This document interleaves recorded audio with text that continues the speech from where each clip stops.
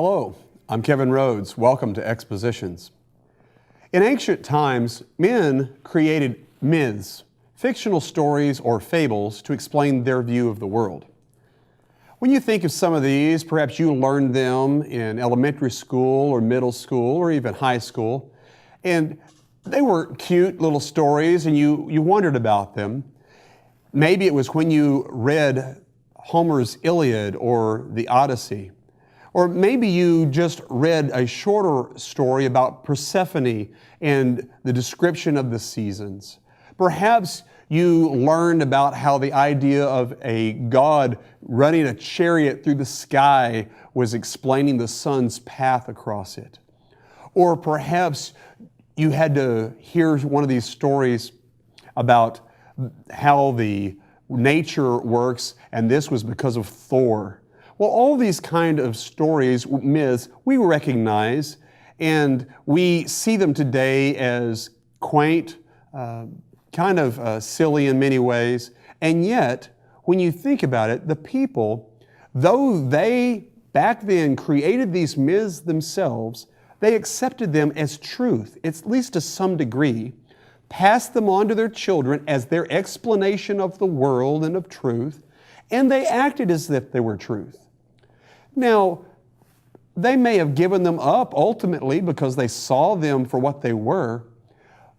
But here is the thing. While we can laugh at those kind of things and now they become a cartoon character or some kind of movie, the fact is that even in reality today, we have not actually advanced much beyond myths.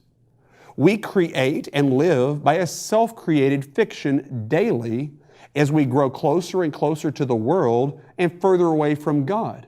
We're distancing ourselves from reality and we invent for ourselves ideas, something that makes us feel better about how we're living by what we tell ourselves the world is really all about. There are at least 3 different myths which persist in man's thinking in relationship to the world, all of which John identifies in his first epistle. And as we consider this, we begin in 1 John chapter 2 and verse 15. Myth number 1. This world is very, very important. Notice what John writes in verse 15. Do not love the world or the things in the world. If any man loves the world, the love of the Father is not in him. In the Sermon on the Mount, Jesus said in Matthew chapter 6, verse 24, no man can serve 2 masters. He will either hate the one and love the other, or else he will hold to the one and despise the other. You cannot serve God and mammon. Interestingly enough, mammon was a word related to, again, the idea of mythology to some degree, but a pagan idea of God. It was worldliness, the one who can make you wealthy and rich. You have to decide. So why do we have this myth that the world is very important? What would make it so? Well, the fact is that the world is only as important as we attach importance to it. That's it. The world becomes more important when you treat it as if it's more important. On the other hand, when we realize it's not that important, then, and we treat it accordingly, we don't see things that other people value. We wonder, why are they spending all their money and energy on that? That's not going to last. It's not worth it. It's not important. It's a matter of perspective. The love that he mentions here in this as an attitude toward the world is what we recognize as agape love. It's the verb form, agapao. It is the mental commitment that we make to someone or something like the world in the sense of giving that person or thing priority in our lives. Now do we understand better what he's saying? Do not give the world your commitment and priority. It doesn't deserve it.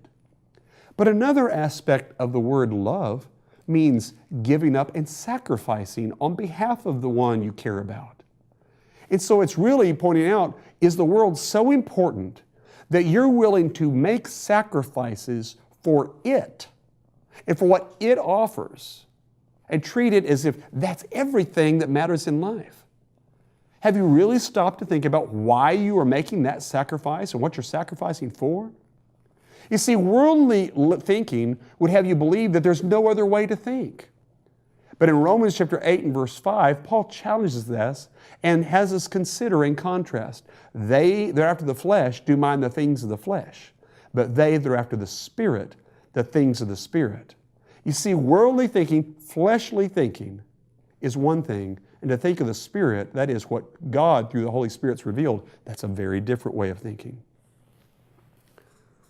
The world, that is the word cosmos here, refers to really the ways of the world. He was not making any kind of statement about the earth as a planet, but rather the world as an organized society. The way that men do things of the world, the things that matter on the world. And that's why he says, Paul writing in Romans 12 verse 2, be not conformed to this world, but be ye transformed by the renewing of your mind, that you may prove what is that good and acceptable and perfect will of God. The world's order or way of thinking about morality, we shouldn't even give it the time of day. One of the myths that the world has within this idea of it's so important is founded on another myth of evolution. Well, that's not true. It was invented to give additional importance to the world. Humanism, again, designed to give an explanation for people who do not want God in their view, to have an explanation for the way the world works. It's not right, it's a myth, but yet this is what people give their time and energy into, all the while, remember, trying to justify themselves. You know, in society or politics, you think about what it takes to get ahead in this world, to get to a position of power, when they talk about the kind of sacrifices that people will make, the things, they'll sacrifice family. They'll never be there for family, all to get ahead in their job. That's the way of the world. They're acting like the world is everything. It's one of those things when a company is not going to be the one who's going to grieve over when you die. That's your family. And yet, a lot of times, the world is where we put our attention and we end up acting like they're more important. The things of the world refer to what the world offers. So you have the world, the system, but also its things, what it offers you. That's materialism. It's very easy to get caught up in materialism because we all naturally have to have some things. We have to have some means of getting around, and there's some wisdom and some stewardship about the best choice to do. Certainly no one expects you to walk everywhere, not anymore. If you have a very limited scope for where you would go, then walking might be the best way to go. If you have to drive and the distance demands it, then you drive. But a lot of times we don't think about how we just have things because we want to have things. Our investment in this life, that tends to betray our love sometimes. In Matthew chapter 6, verses 19 through 21, in the Sermon on the Mount, Jesus said, lay not up for yourselves treasures on earth, where moth and rust doth corrupt and where thieves break through and steal, but lay up for yourselves treasures in heaven, where neither moth nor rust doth corrupt, and where thieves do not break through and steal. For where your treasure is, there will your heart be also. He's saying it's really about the placement of your heart, and when you spend so much on these things, your heart's going to be with it. Loving God and loving the world are at opposite ends of the spectrum. Friendship with the world is enmity with God, James wrote in James chapter 4, verse 4. And so we need to be very careful. Loving God means being totally committed to Him, giving Him first priority in everything we do in life. If ye then be risen with Christ, seek those things which are above, where Christ is, sitting at the right hand of God. Set your affections on things above, not on things on the earth, Colossians 3, 1 and 2. That is, what do you really care about? Do you care about heaven? Do you care about God? Do you care about Christ? Do you care about eternity and what you have there? Or do you care about what you have here? How can we possibly say we love God while loving the world and committing ourselves to obtaining or holding on to some of the very things which a love for God demands that we give up? There's only room for one love to dwell in our hearts. which will it be for you? What shall it profit a man if he shall gain the whole world and lose his own soul? Or what shall a man give in exchange for his soul? That's what Jesus said in Matthew 16, verse 26. Myth number 2. Temptation is harmless, just as Satan. Notice what it says in verse 16. For all that is in the world, the lust of the flesh, the lust of the eyes, and the pride of life, is not of the Father, but is of the world. John is giving them a healthy dose of reality. And yet it's something that we don't often think about, we just take for granted, and that's what makes it such a powerful myth. Temptation is all around us, and yet we can treat it like it's no big deal. But in James chapter 1, verses 14 and 15, remember, lust, when it conceives, brings forth sin, and sin, when it is finished, brings forth death. That's serious business. And therefore, the temptation, the lust that we feel, what he's talking about here, that is an appeal for you to think, feel, and act without any thought of God or His will. And you might say to yourself, oh, but I love God. But if He can get you to not think about God at that moment, you know that Satan has you. That's what temptation does. It attempts to break you down so that all you're considering are the desires of the moment and not your God. So think about what he says, the lust of the flesh. These 3 categories with which Christians are fairly familiar and that have been around since the very beginning. The lust of the flesh, that desire that comes from fleshly things that is essentially rooted to what man is and the nature of man and what he wants from this body. It's what appeals to the desires of the flesh apart from what God says about it. And that's why in Galatians chapter 5, verses 19 through 21, you have the works of the flesh. That is, when the lust of the flesh then comes to fruition and acts on it. And that should be our reference point for understanding it. Sexual desire itself is not wrong, but when corrupted apart from God's will, and therefore marriage, Hebrews chapter 13, verse 4, it is destructive to really no end. The desire to worship is proper, but when that is moved away and it's changed by the flesh without God's will being considered, then it becomes something to just satisfy myself emotionally and get myself hyped up, or to just do something I want, which ends up meaning I'm worshiping myself. We've got people who want to turn a concert and call it worship. We have people who want to make it all about the show and not about God, where we even just, okay, I go through the motions. Some people have a desire to lead, but that desire, without being checked by God, you end up with women in pulpits and leadership positions that God did not design for them and give to them. It's good to have a desire for friends, but if we have a desire for friends without God's will being involved, then we can end up, as Paul writes in 2 Corinthians chapter 6, verse 14, we can end up being unequally yoked together in a dangerous relationship. Desire for food, that's great. But even something for non-alcoholic drink can be dangerous if it overcomes us, if it's not within what God says in His will. The lust of the eyes is another aspect of temptation. And it is talking about that which appeals to us by its appearance. It causes us to view things just from the external, outward viewpoint and not from a spiritual point of view.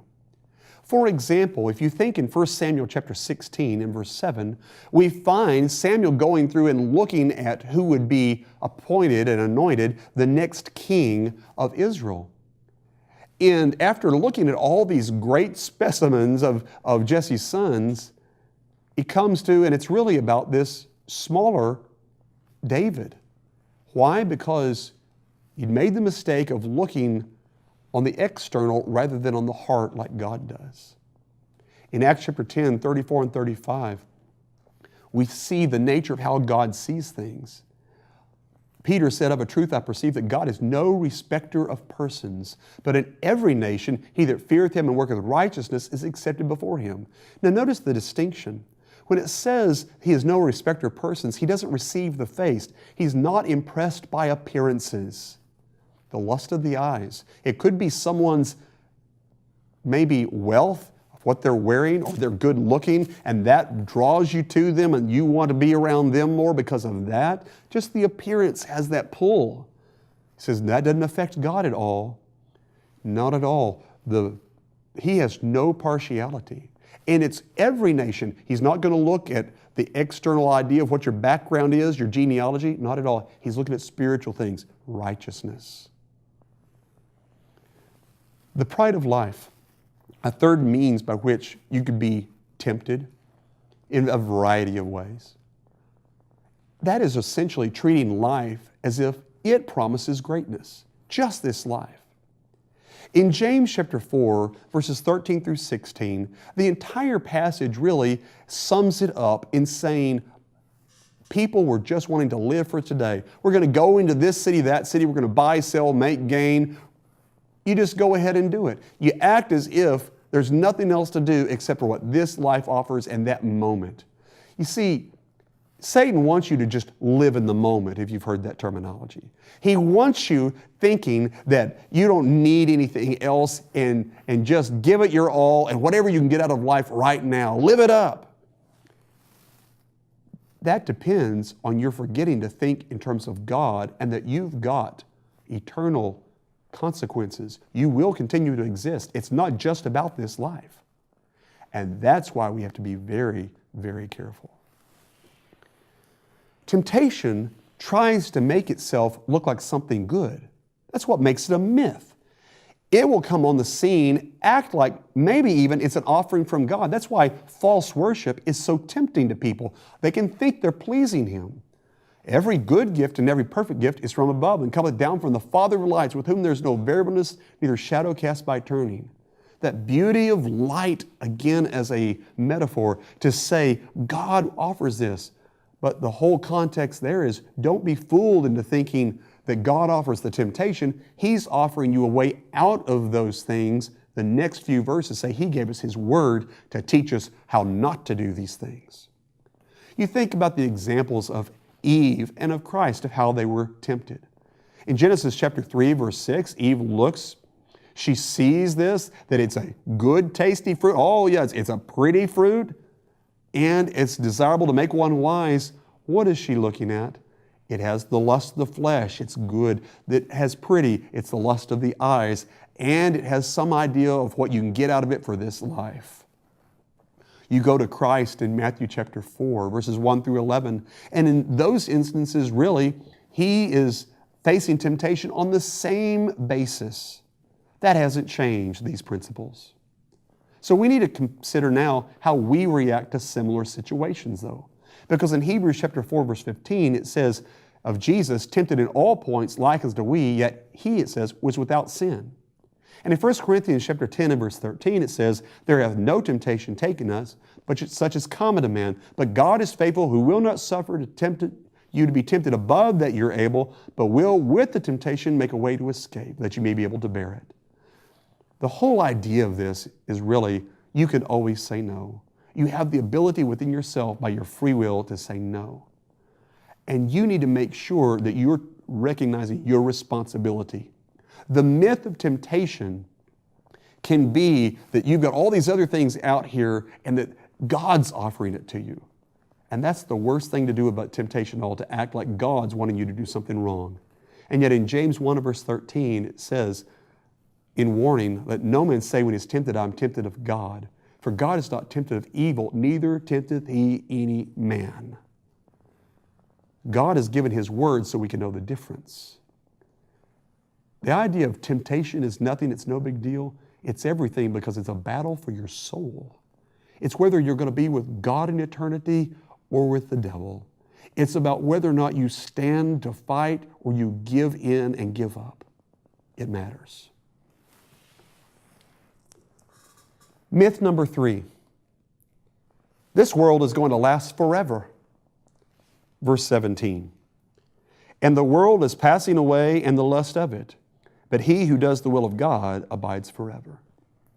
In 2 Peter chapter 3, verse 10, after a discussion that is emphasizing how Noah's flood came just as promised, and that the next destruction, which will be complete and by fire, it's coming too, there were people who were denying that.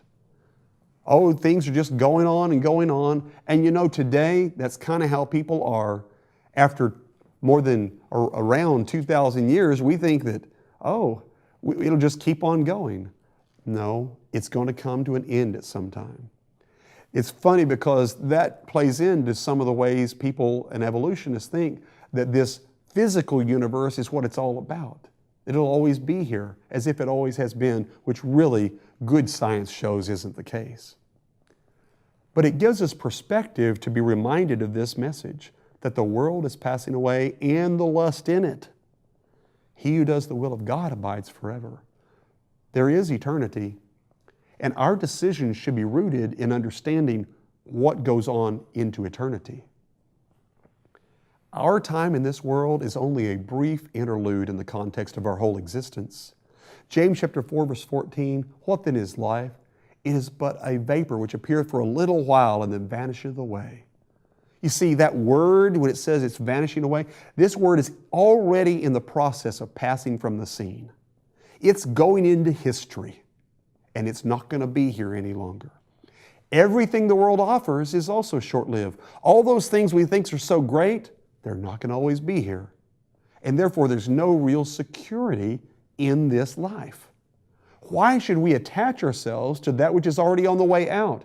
He's kind of saying that if you're living for this world and acting like this world is all about it, it's going to be here forever, that you are basically on last year's phone. You're already behind. You know, you're in an iPhone age and you're still carrying that full flip phone and you're acting like it's great. Sorry if that's your case. The lust of the flesh can only offer momentary pleasure. And we need to understand that. In Hebrews chapter 11, verses 24 and 25, Moses already recognized that.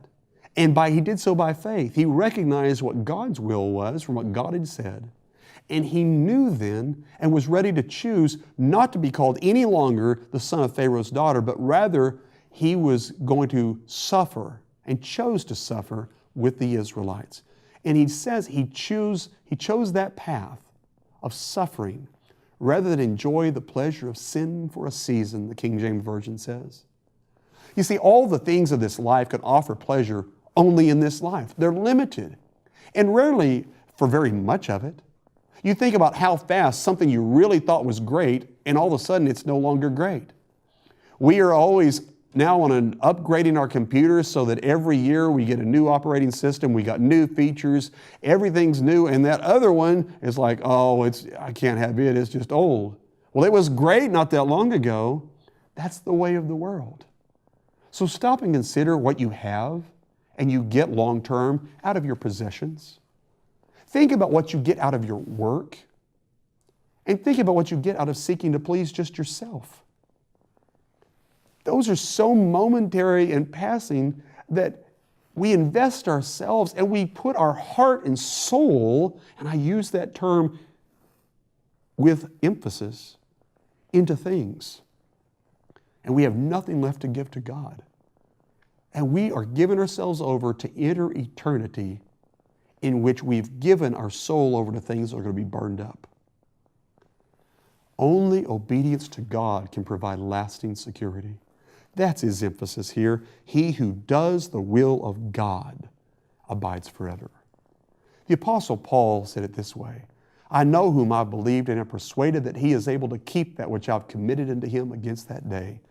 I'm investing in heaven. That's what he says.